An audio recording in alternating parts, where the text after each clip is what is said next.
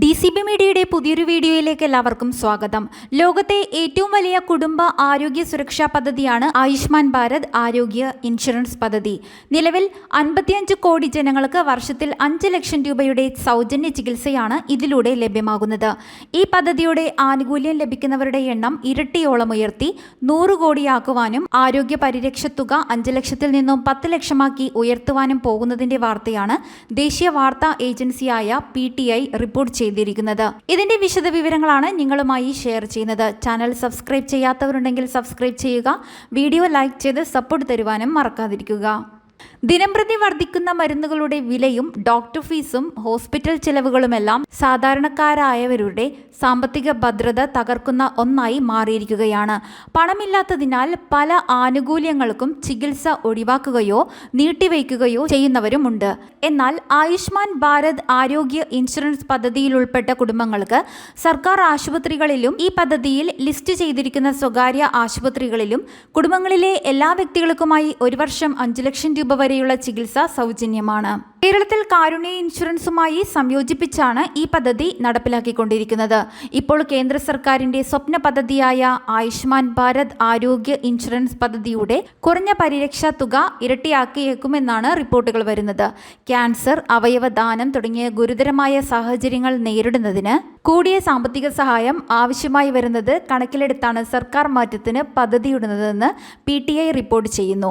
ഫെബ്രുവരി 1 നടക്കുന്ന ഇടക്കാല കേന്ദ്ര ബജറ്റിൽ ഇത് സംബന്ധിച്ച പ്രഖ്യാപനം പ്രതീക്ഷിക്കാമെന്ന് കേന്ദ്ര ആരോഗ്യ മന്ത്രാലയ വൃത്തങ്ങൾ അറിയിച്ചതായാണ് വിവരം. അങ്ങനെയെങ്കിൽ ഒരു വർഷം ഇപ്പോൾ ലഭിക്കുന്ന 5 ലക്ഷം രൂപയുടെ പരിരക്ഷ 10 ലക്ഷമായി ഉയർത്തുവാനാണ് പദ്ധതി എന്നാണ് ഇപ്പോൾ ലഭ്യമായ വിവരം.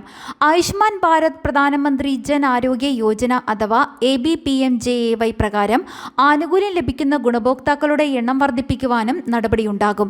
നിലവിൽ 2011 നടത്തിയ സോഷ്യോ ഇക്കണോമിക് കാസ്റ്റ് സർവേ അടിസ്ഥാനമാക്കിയാണ് ഈ പദ്ധതിയിൽ ഗുണഭോക്താക്കളെ ചേർത്തിരിക്കുന്നത്. ഇതിൽ നമ്മളായി ചേർന്നതല്ല, ഓൾറെഡി ചേർത്തതാണ്. അന്നത്തെ കാലത്തെ വാർഷിക വരുമാനം 3 ലക്ഷം വരെയുള്ളവരെയാണ് ഇതിൽ ചേർത്തിരുന്നത്. 2019 വരെ കേരളത്തിൽ RSBY ചിസ് എന്ന പേരിലൊക്കെയായിരുന്നു സൗജന്യ ചികിത്സാ സഹായം ലഭിച്ചുകൊണ്ടിരുന്നത്. 2019 ഈ ആയുഷ്മാൻ ഭാരത് ചികിത്സയുടെ പദ്ധതി വന്നതിന് ശേഷം അതെല്ലാം ഇതിലേക്ക് മാറി. ഇതുകൂടാതെ പ്രധാനമന്ത്രിയുടെ ഓഫീസിൽ നിന്നും ഇതിൽ അംഗമാക്കിയെന്ന ലെറ്റർ ലഭിക്കുന്നവർക്കും ഈ ആനുകൂല്യം ലഭിക്കും.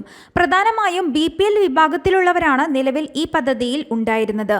എന്നാൽ ഇപ്പോൾ ഗുണഭോക്താക്കളുടെ എണ്ണം ഇരട്ടിയോളമാക്കി 100 കോടിയോളം പേർക്ക് ആനുകൂല്യം എത്തിക്കുവാനാണ് നടപടി വരുന്നത്. ഇതിനായി PM കിസാൻ സമ്മാൻ നിധിയിലുള്ള കർഷകരെയെല്ലാം ഉൾപ്പെടുത്തുവാനും ശ്രം കാർഡിലുള്ള കൽക്കരി ഇതര അസംഘടിത തൊഴിലാളികളെ ഉൾപ്പെടുത്തുവാനും ആശാ വർക്കർമാർ പോലുള്ളവരെ ഉൾപ്പെടുത്തുന്നതിനും ആരോഗ്യ മന്ത്രാലയം പദ്ധതി ഇടുന്നതായും റിപ്പോർട്ടിലുണ്ട്. 2024 തുടങ്ങി അടുത്ത 3 വർഷത്തിനുള്ളിൽ പദ്ധതികൾ പൂർത്തിയാക്കുവാനാണ് ലക്ഷ്യമിടുന്നത്. ഈ പദ്ധതിയിൽ ഉൾപ്പെടുന്നതിനായി ലക്ഷക്കണക്കിന് കുടുംബങ്ങളാണ് നമ്മുടെ സംസ്ഥാനത്ത് കാത്തിരിക്കുന്നത്.